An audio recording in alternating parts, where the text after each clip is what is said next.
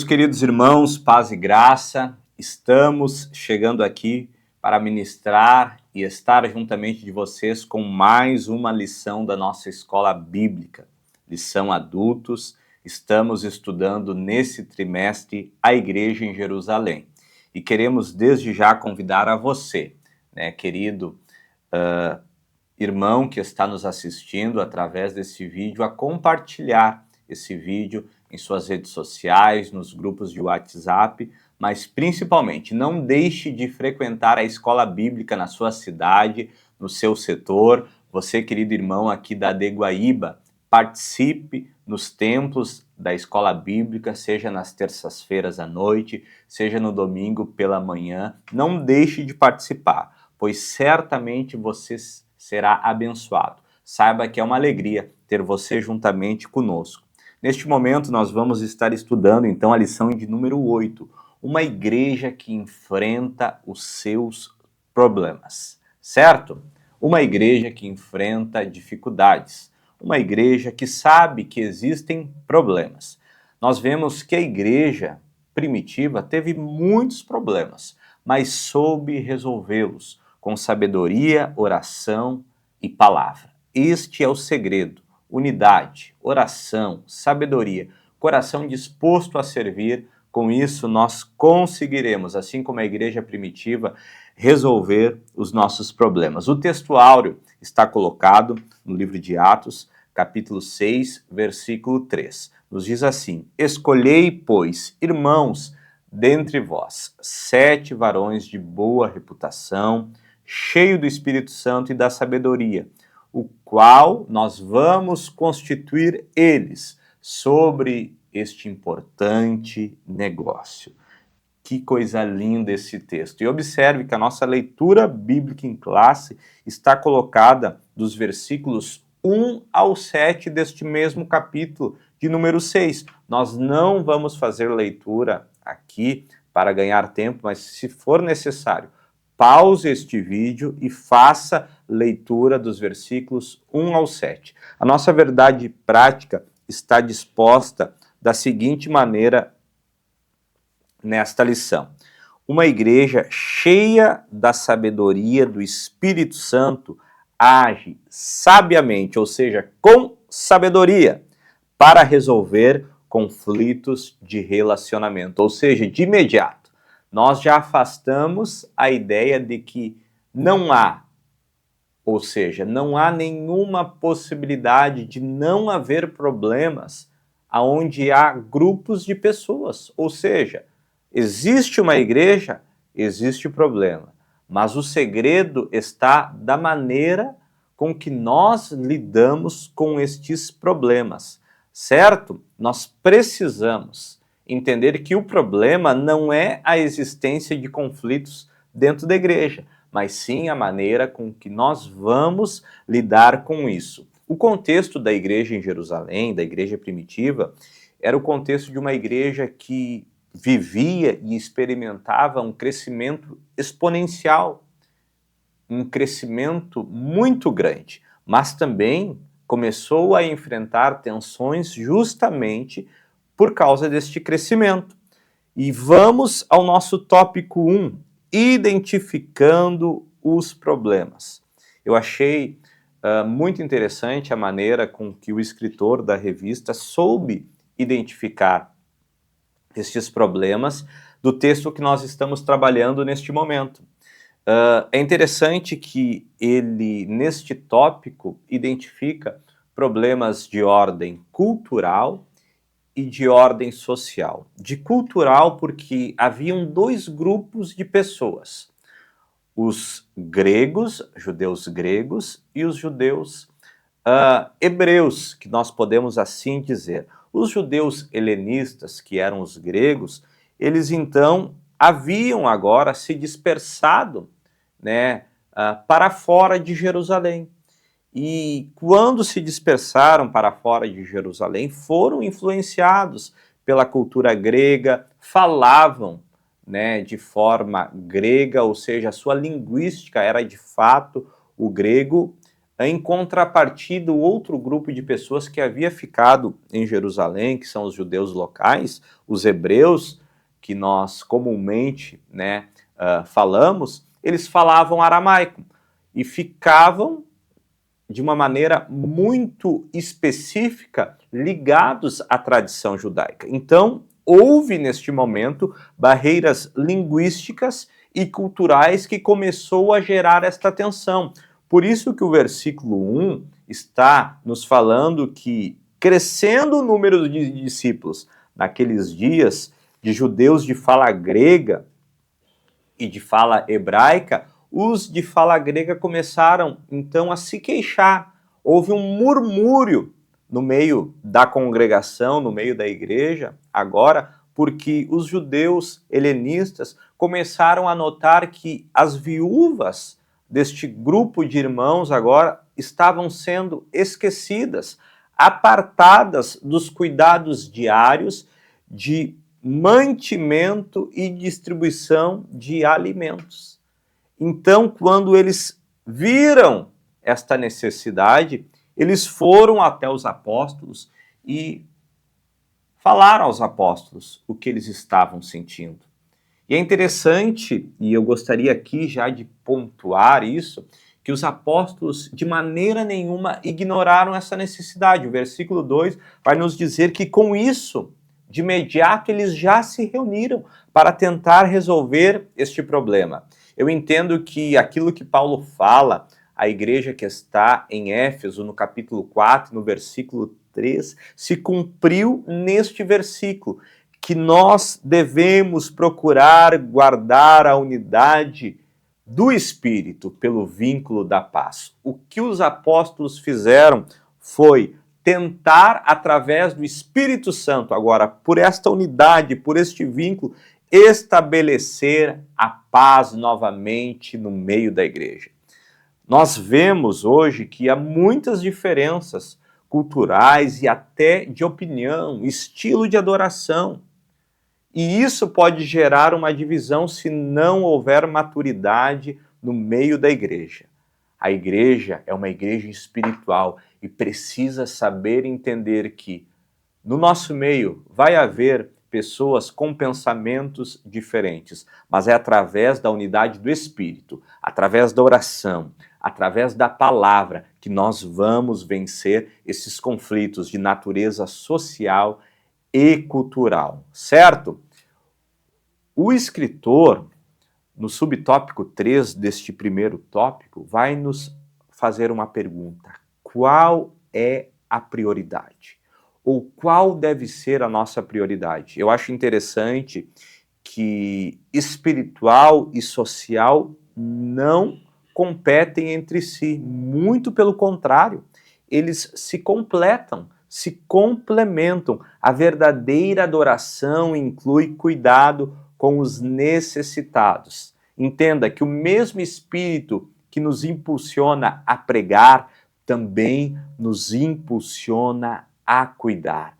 Uma igreja que cuida das suas necessidades, ou seja, das necessidades daqueles que constituem uma igreja, é uma igreja que persevera e preserva a unidade. Amém? É preciso haver um equilíbrio ministerial, cuidar das almas, mas também cuidar de suas necessidades práticas. Essa deve ser a nossa prioridade. Vamos ao nosso ponto 2, que tem por título a delegação de tarefas. É interessante que os versículos 2 a 4 vão nos dizer que quando dessa reunião, então, entre os apóstolos, eles, quando decidiram a instituir estes 7 homens cheios do Espírito Santo, eles também concordaram que eles não deviam deixar de lado ou abdicar do ministério da oração e da palavra.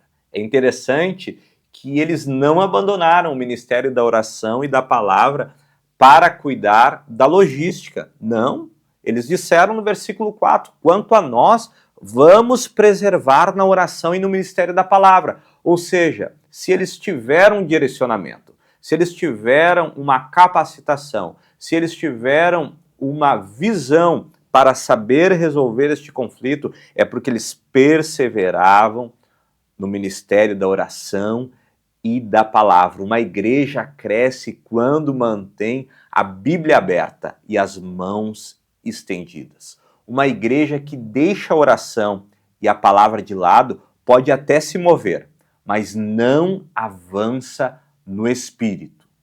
Nós precisamos se mover, mas cheios do Espírito Santo de Deus. Amém? Observe o subtópico 2.2. Não há conflito entre tarefas.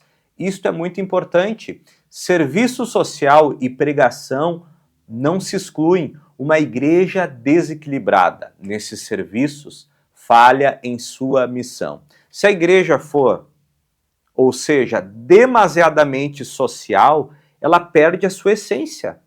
Ela vira um clube. Mas uma igreja que também se preocupa apenas com a sua questão espiritual, embora ela seja de suma importância, e nós aqui precisamos destacar isso, uma igreja ela precisa ser espiritual, mas também ela não pode ser insensível às necessidades materiais das pessoas que constituem este lindo corpo. Ou seja, quando nós somos espirituais e estamos alicerçados na palavra e na oração, o Senhor nos dirige para que possamos também ter olhos para estas questões. O ministério da oração e da pregação, juntamente com o serviço social, eles não competem entre si. Mais uma vez, são partes inseparáveis de uma missão que a igreja tem. Amém?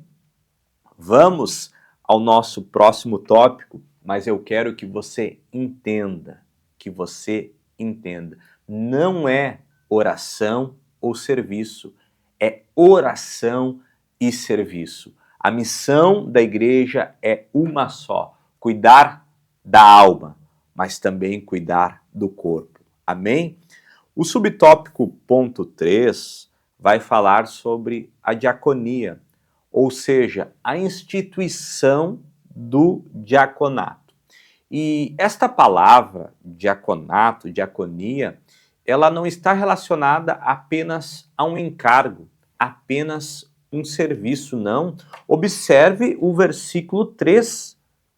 Os apóstolos deixam isto muito claro. Este importante negócio.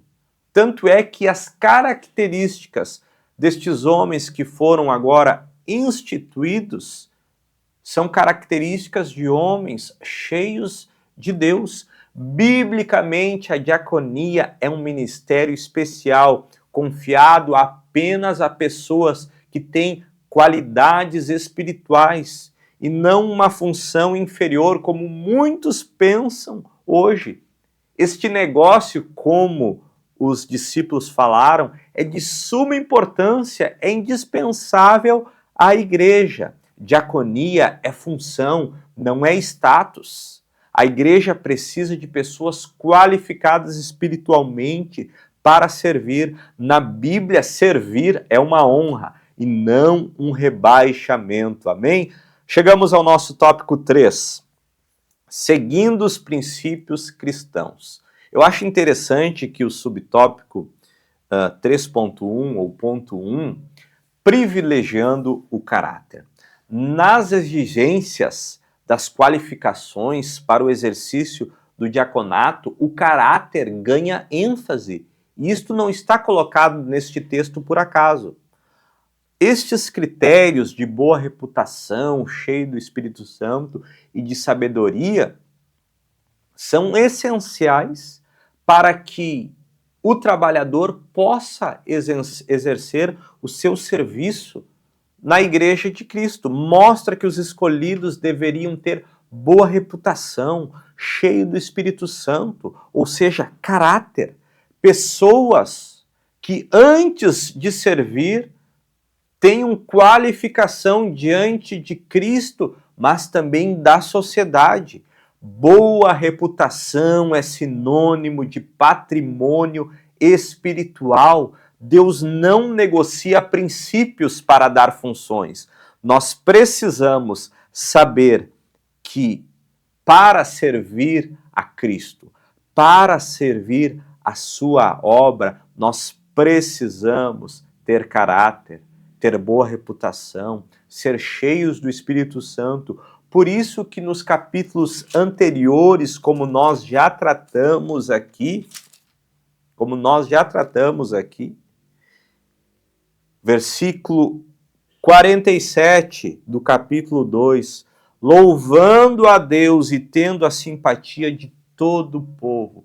Por que a igreja primitiva tinha a simpatia de todo o povo? Porque eram homens cheios do Espírito Santo, eram homens que tinham caráter, que tinham boa reputação. Quando uma igreja se notabiliza por ser cheia do Espírito Santo, ter boa reputação e ter pessoas de caráter, nós adquirimos a simpatia da sociedade, certo? Vamos ao nosso subtópico 3.2, exercitando os dons com sabedoria. Não basta ser ético, irmãos. É preciso ter fervor espiritual. Não basta ser espiritual apenas, é preciso ter discernimento e sabedoria. A vida cristã ideal une um caráter irrepreensível, fervor espiritual e discernimento, pois dons sem sabedoria ou sabedoria sem o Espírito são incompletos. Por isso que nós precisamos exercitar estes dons. Busque os dons do Espírito Santo para que você possa fazer a diferença no servir. 1 Pedro, capítulo 4, versículo 10, vai nos falar o seguinte: cada um administre os dons como recebeu. Eu estou parafraseando esse texto neste momento. Administra o dom da maneira que Deus te deu, mas de uma maneira sábia, de uma maneira fervorosa, de uma maneira eficaz. Estamos nos encaminhando para o final da lição. Você sabe qual foi o resultado de tudo isso? Está colocado no versículo 7 do capítulo 6. Assim a palavra de Deus se espalhava. Cresciam rapidamente o número de discípulos em Jerusalém. Também um grande número de sacerdotes obedecia à fé. A palavra se espalhou. O número de cristãos cresceu. Muitos sacerdotes se converteram, porque a unidade foi preservada e a missão foi fortalecida. Algumas coisas que eu gostaria de destacar juntamente com vocês. Unidade deve ser a nossa prioridade. Divergências devem ser resolvidas biblicamente. Certo? Serviço é de todos, não é exclusividade de um cargo. E eu vou repetir, serviço é para todos e não exclusividade de um cargo. Delegar é bíblico, foi o que os apóstolos fizeram. Líderes não podem fazer tudo sozinhos. Critérios espirituais importam mais do que habilidades técnicas. Aleluia! Equilíbrio entre a pregação e a ação social. Vamos à nossa conclusão, então. E para finalizar, eu gostaria que você pensasse em relação às frases que eu vou lhe dizer. A igreja que resolve os seus conflitos com amor e sabedoria cresce para a glória de Deus. Quando a igreja enfrenta os seus problemas, no poder do Espírito, ela transforma crises em crescimentos. Amém? Que Deus abençoe. Até a próxima aula.